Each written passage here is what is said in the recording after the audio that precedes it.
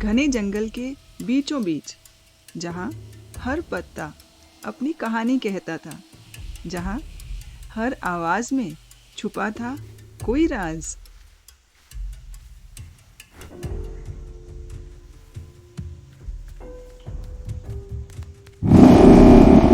वहीं रहती थी एक लोमड़ी,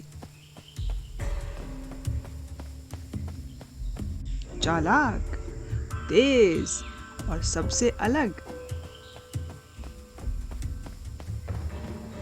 लेकिन उसकी सबसे बड़ी ताकत धीरे धीरे उसकी सबसे बड़ी कमजोरी बनने वाली थी,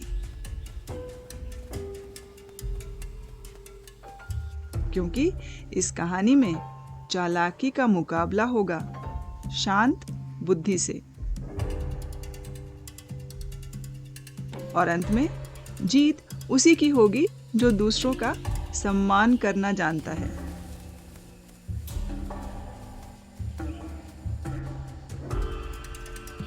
जंगल में उस लोमड़ी का नाम था चतुरा।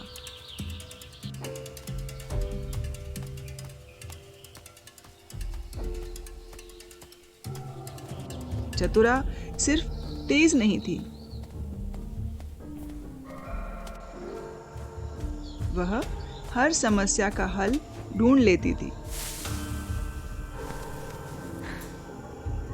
एक दिन उसने एक फंसे हुए हिरण को बचाया।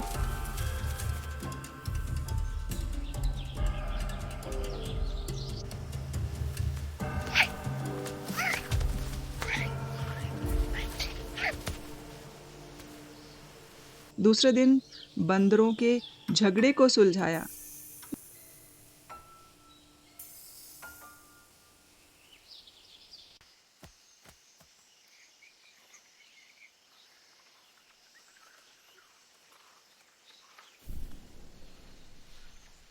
धीरे धीरे जंगल के जानवर उसे सम्मान देने लगे। हर कोई कहता, चतुरा से बड़ा बुद्धिमान कोई नहीं।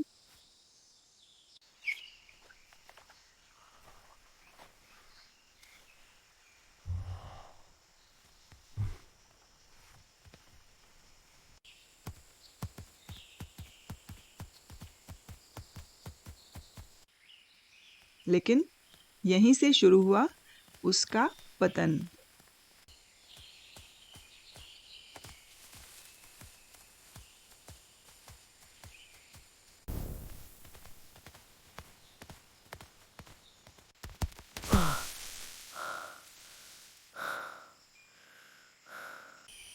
सम्मान धीरे धीरे उसके सिर चढ़ने लगा।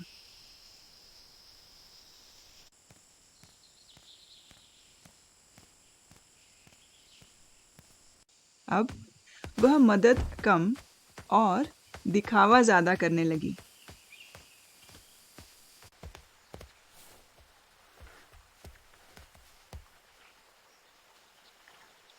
एक दिन उसने हंसते हुए कहा, इस जंगल में अगर कोई सबसे समझदार है तो सिर्फ मैं हूँ।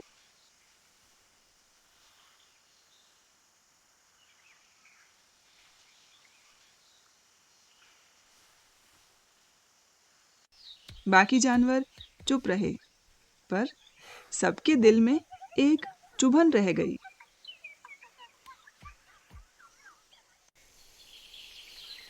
उसी जंगल में एक और जीव रहता था।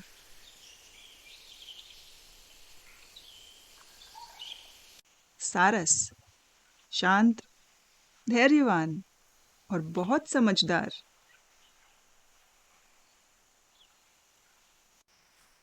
वह किसी से बहस नहीं करता था,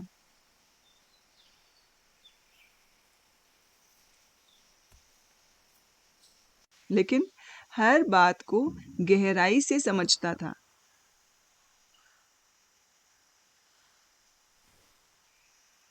जानवर उसकी इज्जत करते थे, पर वह कभी खुद को बड़ा नहीं समझता था।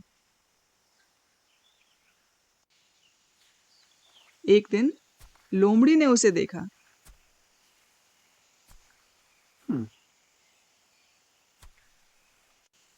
और मन ही मन सोचा, ये सारस सबका सम्मान कैसे पा रहा है।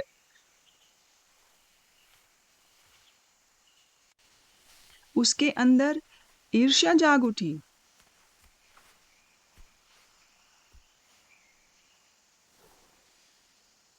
वह मुस्कुराई, पर उस मुस्कान में चालाकी छुपी थी। लोमड़ी सारस के पास गई और बोली, मित्र सारस, मैंने तुम्हारी बहुत तारीफ सुनी। क्या तुम मेरे घर भोजन करने आओगे? सारस ने विनम्रता से सिर झुका दिया। जरूर मित्र।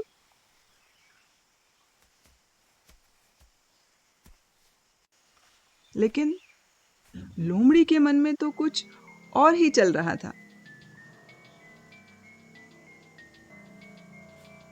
अगले दिन सारस उसके घर पहुंचा।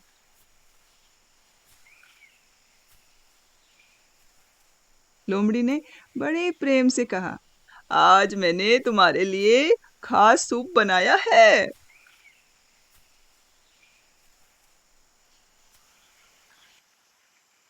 सारस खुश हो गया। लेकिन जैसे ही खाना परोसा गया, सारस चौंक गया। सूप एक चौड़ी सपाट थाली में था। लोमड़ी आराम से जीभ से सूप चाटने लगी, पर सारस अपनी लंबी चोंच के कारण एक बूंद भी नहीं पी सका।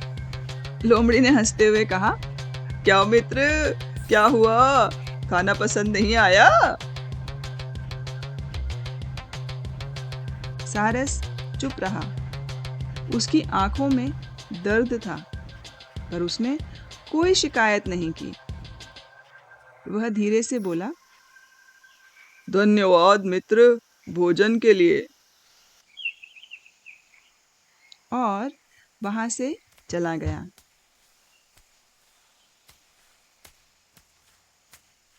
उस रात सारस नदी के किनारे खड़ा था।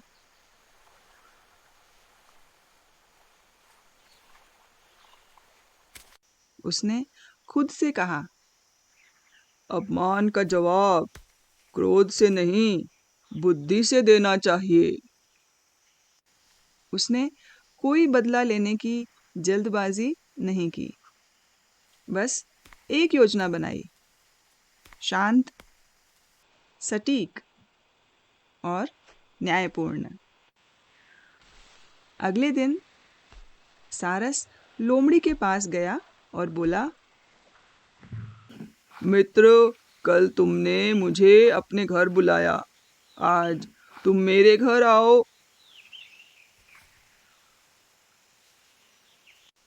लोमड़ी मुस्कुराई, जरूर।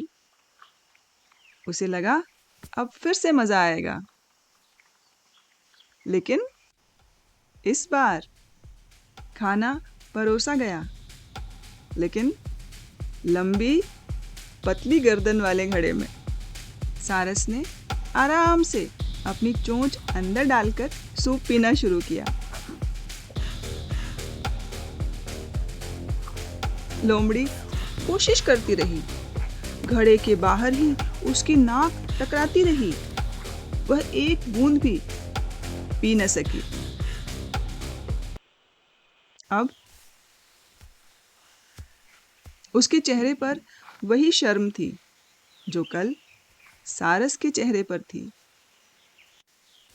सारस ने शांत स्वर में कहा, मित्र, आज जो तुम महसूस कर रही हो, वही मैंने कल महसूस किया था। लोमड़ी की आंखें झुक गईं। उसका अहंकार टूट चुका था। वह धीरे से बोली, मुझे माफ कर दो, मैंने तुम्हारा अपमान किया। सारस ने कहा, बुद्धिमानी सिर्फ चालाकी में नहीं होती, बल्कि दूसरों के सम्मान में होती है। उस दिन लोमड़ी ने एक बहुत बड़ा सबक सीखा।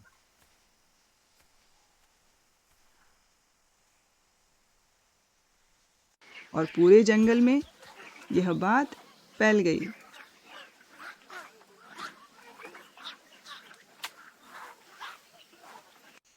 जैसा व्यवहार तुम दूसरों के साथ करोगे, वैसा ही तुम्हें वापस मिलेगा। इसलिए कभी भी अपनी बुद्धि पर घमंड मत करो, क्योंकि सच्ची बुद्धिमानी विनम्रता में छुपी होती है।